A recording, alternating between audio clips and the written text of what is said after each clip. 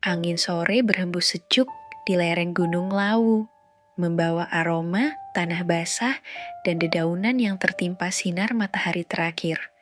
Dimas dan teman-temannya berjalan santai, menikmati perjalanan mendaki yang penuh canda tawa. Langit mulai berubah warna, semburat jingga bercampur dengan biru kelam pertanda malam segera tiba. Memaksa rombongan tersebut untuk mempercepat langkahnya agar bisa sampai ke pos terdekat sebelum malam. Dalam langkah yang sedikit tergesa, rombongan tersebut tidak sadar bahwa mereka telah keluar dari jalur utama pendakian dan memasuki jalur yang belum terdata. Di tengah kecemasan, Dimas merasa sebuah dorongan alamiah tak tertahankan. Ia ingin buang air kecil. Tanpa berpikir panjang, ia menepi ke sebuah pohon tua yang menjulang tinggi dan tampak berusia ratusan tahun. Akar-akarnya mencuat dari tanah seperti cakar raksasa yang mencengkeram bumi. Tanpa curiga, Dimas berdiri di depan pohon itu, melepas beban yang mendesaknya. Namun, saat ia tengah menikmati kelegaan, sesuatu yang aneh terjadi. Kulit pohon yang kasar itu bergerak, menyedot tangan Dimas ke dalam batang kayu, lalu kemudian akar-akar dari pohon itu mulai menjalar dari bawah mencengkeram kaki Dimas dengan sangat cepat. Sebelum sempat berteriak, tubuh Dimas tersedot ke dalam rongga kayu yang terbuka seperti mulut raksasa. Seketika dunia di sekitarnya berubah drastis. Saat membuka mata, Dimas mendapati dirinya berdiri di tengah perkampungan kuno yang asing. Cahaya bulan pucat menyinari atap-atap rumah kayu yang tertutup kabut tipis. Suasana begitu mencekam. Suara burung hantu menggema di kejauhan, dan udara di sekitar dipenuhi dengan aroma dupa yang terbakar. Orang-orang di sekitar mengenakan pakaian khas zaman dahulu, berbicara dalam bahasa yang terasa asing di telinganya. "Kau siapa?" Suara serak seorang pria tua dengan pakaian serba hitam mengejutkan Dimas. Saya Dimas, Pak." Jawabnya tergagap. Pria itu menyipitkan mata dan mengamati Dimas dari ujung kepala hingga kaki. "Kau tak seharusnya ada di sini. Tempat ini bukan untuk orang sepertimu." "Di mana ini? Kenapa saya bisa ada di sini?" tanya Dimas panik. Sebelum pria itu menjawab, seorang wanita tua dengan rambut seputih kapas melangkah maju. Matanya penuh kebijaksanaan, namun ada sesuatu yang menyeramkan dalam tatapannya. "Dia ini, anak yang ditelan pohon lau. Segera bawa dia ke bilik agung." Dimas merasa jantungnya berdegup kencang. "Apa maksudnya?" Pria tua tadi mendekatinya. Lalu dengan satu gerakan tangan, seberkas cahaya biru keluar dari ujung jarinya. Dimas terkejut. Ini seperti adegan di film-film sihir yang biasa ia tonton. Dimas merasa tubuhnya melemas. Ia ingin berteriak, ingin kembali ke dunia asalnya. Namun, sepertinya tak semudah itu. Ia kini terperangkap di tempat yang tak ia mengerti. Sementara itu, tiba-tiba Dimas merasa banyak tangan manusia yang menggerayangi badannya, seperti hendak mengangkat tubuhnya. Sebuah suara keras menggetarkan hati Dimas. "Pohon yang kau nodai bukanlah pohon biasa. Itu adalah sebuah gerbang ruang dan waktu. Dan sekarang kau harus membayar harganya." Ucap pria itu keras. Dimas semakin lemas hingga akhirnya semuanya berubah gelap. Dimas tidak sadarkan diri. 122 km jauhnya dari tempat Dimas berada, tepatnya di perpustakaan kota Yogyakarta. Sebuah buku hitam kuno memancarkan cahaya terang, sebelum akhirnya mengeluarkan selembar kertas misterius. Penjaga yang sedang bertugas saat itu segera mengambil kertas tersebut dan buru-buru menelepon seseorang. "Mas Farhan, Sepertinya kita mendapatkan misi darurat, ucap petugas tersebut dengan tergagap. Hujan rintik membasahi jalanan ketika Freya berjalan pulang dari sekolah. Langit mendung, namun udara sore tetap menyisakan kehangatan musim kemarau yang belum sepenuhnya berakhir. Suara langkah kakinya berpadu dengan gemerisik dedaunan yang diterpa angin. Sudah 1 bulan berlalu sejak pertemuannya dengan Mia, Farhan, dan Gusti Sri Rahayu di markas Lean. Namun, hidupnya kembali berjalan seperti biasa. Tidak ada kejadian aneh. Tidak ada tanda-tanda simbol di tangannya bereaksi lagi.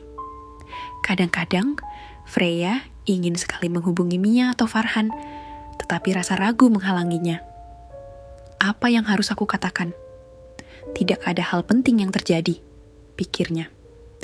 Hari itu tampak biasa saja sampai Freya melangkah ke halaman rumahnya.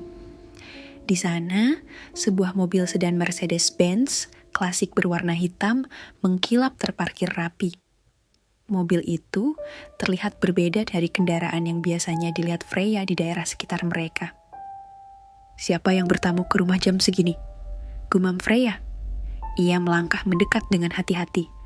Seorang pria parubaya dengan setelan sopir keluar dari mobil. Ia tersenyum ramah. Selamat sore, Nona Freya. Sudah pulang sekolah ya? Freya mengangguk pelan. Iya, sore juga, Pak. Ia semakin bingung. Apakah ini tamu kakeknya? Batin Freya dalam hati. Dengan jantung berdebar, Freya membuka pintu rumah. Di ruang tamu, dilihatnya kakeknya duduk di sofa, berbincang akrab dengan Gusti Sri Rahayu. Wajah Gusti Sri memancarkan ketenangan yang anggun, senyum manis menghiasi bibirnya ketika ia melihat Freya masuk. Sudah pulang, Nak Freya? Sapa Gusti Sri dengan nada lembut. Freya tertegun, tak menyangka akan bertemu lagi dengan wanita ini di rumahnya sendiri. Iya, Gusti, saya tidak tahu kalau... Kata-katanya terhenti di tengah kebingungan. Gusti Sri berdiri dan melangkah mendekatinya. Tanpa banyak bicara, ia memeluk Freya dengan hangat. Aroma melati dan cendana samar-samar terasa. Tidak perlu khawatir, Nduk. Semuanya akan dijelaskan oleh kakekmu, kata Gusti Sri lembut. Ia melepas pelukannya dan menatap Freya dengan pandangan penuh makna. Pantas saja kemarin, saat bertemu kamu, Nak, saya merasa kamu sangat mirip dengan temanku waktu remaja dulu. Ternyata dunia ini memang sempit ya, Freya. Tambah Gusti Sri dengan tersenyum simpul. Gusti Sri kemudian menoleh ke arah kakek Freya. Kulo pamit wangsul rumiyin. Nggih, Mbah Suswono. Monggo sedoyo saged disampaikan kenak Freya setelah ini. Kakek Freya mengangguk pelan, wajahnya tampak serius. Nggih Gusti, kula matur nuwun sanget rawuhipun. Mugi-mugi panjenengan tansah pinaringan berkah lan kesehatan.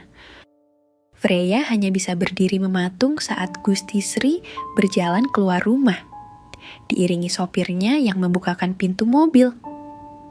Setelah Gusti Sri pergi, suasana ruang tamu menjadi sunyi. Kakeknya terlihat termenung sejenak sebelum akhirnya menatap Freya. Freya, suara kakeknya terdengar berat. Kemarilah, duduklah di sini, Nak. Freya berjalan mendekat dan duduk di sofa di sebelah kakeknya. Kek, siapa Gusti Sri sebenarnya? Kenapa dia datang ke sini? Tanyanya dengan nada khawatir. Kakek Suswono menarik napas panjang. Freya, ada banyak hal yang selama ini kakek simpan darimu. Tapi sekarang waktunya kamu tahu sebagian dari kakek kebenaran Suswono itu. Menarik napas panjang sebelum mulai bercerita. Dulu, ketika kakek masih muda, kakek pernah bekerja sebagai abdi dalam di Keraton Yogyakarta.